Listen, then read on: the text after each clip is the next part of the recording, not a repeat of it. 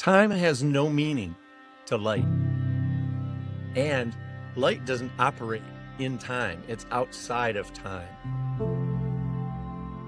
Welcome to our third podcast of Faith in Physics, and we're going to talk about some weird stuff today. We're going to start to dive into light, which is unlike anything else you know.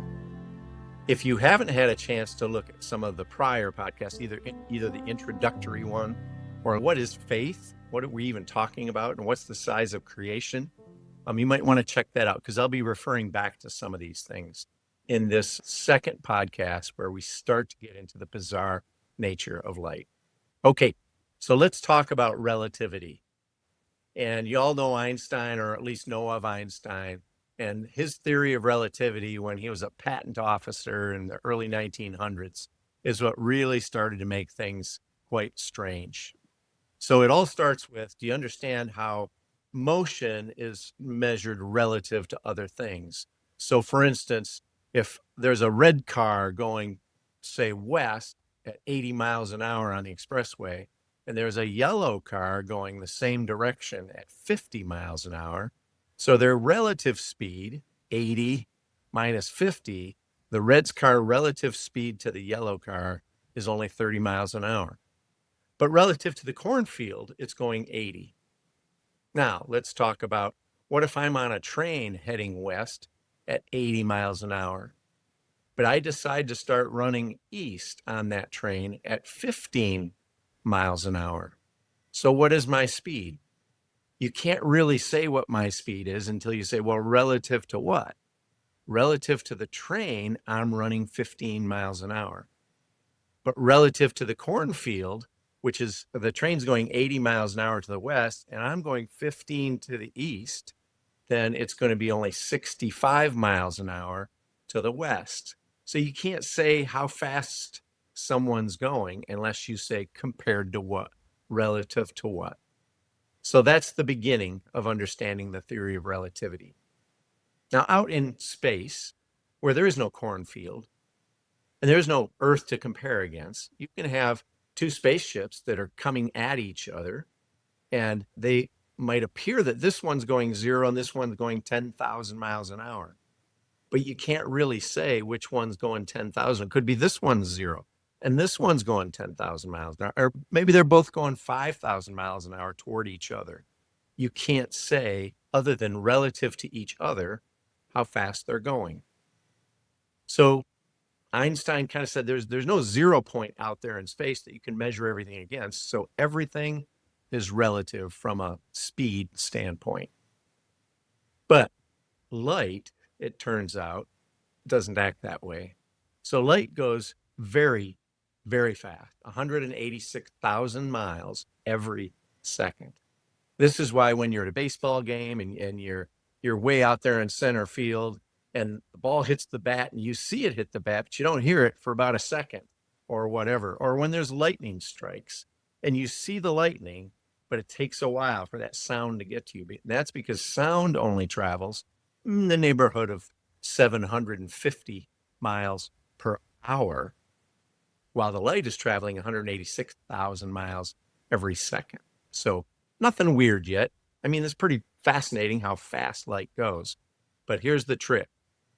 If we could start to go close to the same speed of light, let's say light's going 186,000 miles a second toward the west, and if we could go 180,000 miles per second, you would expect that if we were to measure the speed of that light next to us, it would measure 6,000 miles per second, just like with the red car and the yellow car.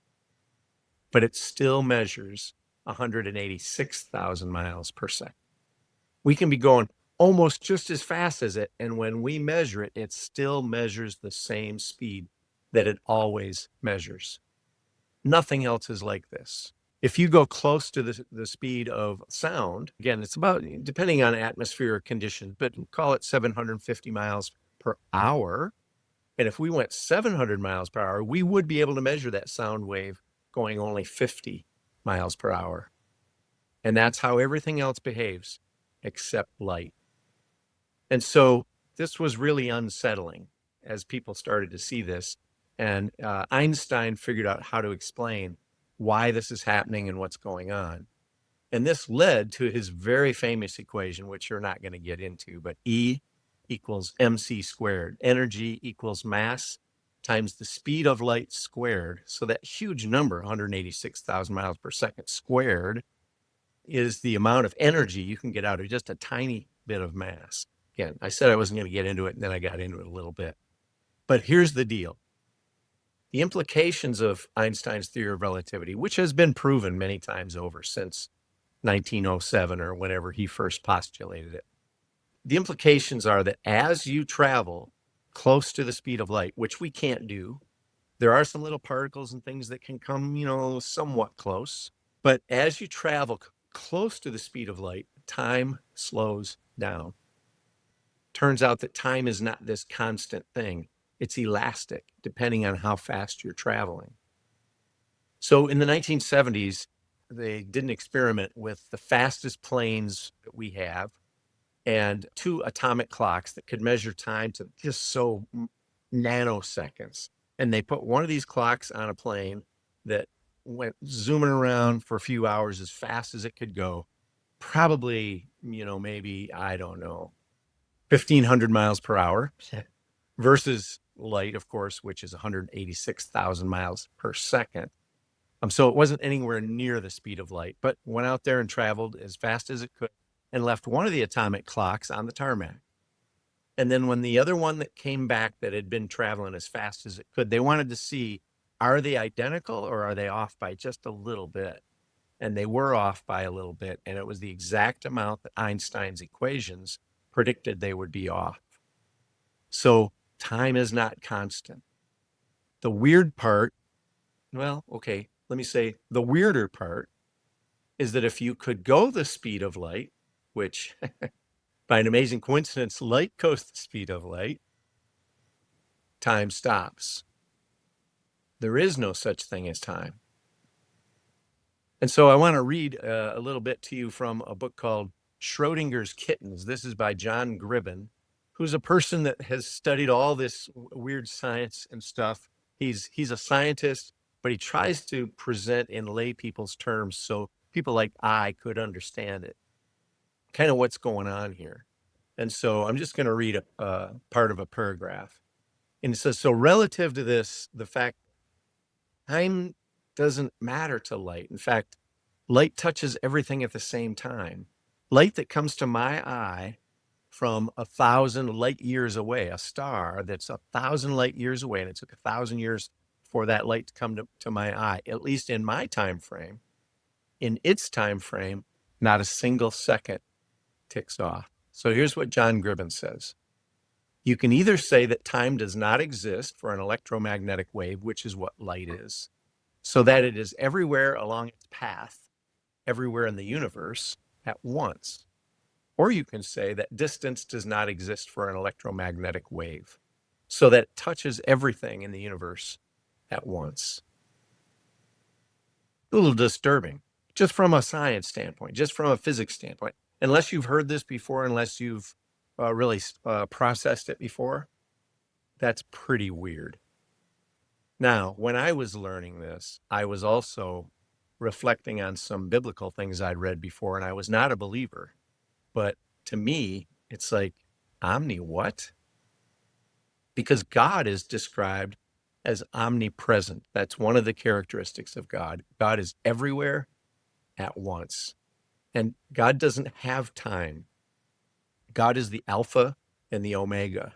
God is everywhere in the universe at once and also everywhere in time at once. And now light is being described in the same way. So that really kind of stunned me. And it took me a while to process this. Now, here are some biblical passages that speak about light. When Jesus spoke again to the people, he said, I am the light of the world. Whoever follows me will never walk in darkness, but will have the light of life. That's John 8:12. In him was life, and that life was the light of all mankind. The light shines in the darkness, and the darkness has not overcome it. There was a man sent from God who was named John. He came as a witness to testify concerning that light, so that through him all might believe. He himself was not the light. He came only as a witness to the light. The true light that gives light to everyone was coming into the world. So that's John 1, 4 through 9. Kind of freaked me out that I'm learning this weird physics about light, and then kind of remembered Bible talks about light and kind of describes Jesus as light. And here's one more. But do not forget this one thing, dear friends. With the Lord, a day is like 1,000 years, and 1,000 years are like a day. So that's 2 Peter 3:8. So these things start stirring in me when I'm learning about light and how weird light is. So pretty interesting coincidences, right? So do you trust this science I'm sharing with you? I tell you what, when I first was learning it, I didn't trust it. And I had to go read more books to kind of prove to myself that I wasn't just reading some wacko. But this is the science. And if you trust science, and these days, science is almost like our deity. We trust science. But can this really be real? Does time really not, have the characteristics that we thought it did? And then could the Bible be real? Kind of both saying the same thing here. So I want to share with you, there's 5 characteristics of light that simulate or mimic 5 characteristics of God. Light appears to travel the same speed regardless of the speed of the observer. And only light does this. And so this is sort of like saying that God is unchanging. Regardless of what we're experiencing, regardless of what we're doing, God never changes. Well, the speed of light is that way too. There's nothing we can do that can affect the way light will measure when we measure it. Only light does this. Second, time has no meaning to light, or it touches everything at the same time. That's another characteristic of light that is the same characteristic that there is of God. Third, light exhibits a dual nature. It's particle and it's wave. And I haven't talked about this yet, but I'm about to. And then fourth, light behaves differently depending on how we choose to observe it. Somehow, light seems to know, not sure know is the right word, but I don't know how else to say it. Light seems to know if we're looking at it, and it behaves differently if we are. And I'm going to share that in a 4th podcast. And then also this last piece I'm going to share in the 5th podcast. Light seems to be able to predict how we will choose to observe it. So it seems to know in the future what we're going to know, and it acts differently based on what we will know in the future. So a little freaky. And these things really stopped me in my tracks for a while. I'm wondering if you're believing me, and if you believe this science. If you do, and you can't prove it to yourself, that's a version of faith. If you want to check out some more, go to rodgerprice.com. It's RODGER Price, PRICE.com. And you can email me there too, Rodger@Rodger-Price.com. I'd love to hear from you. Thanks so much for listening thus far, and be blessed.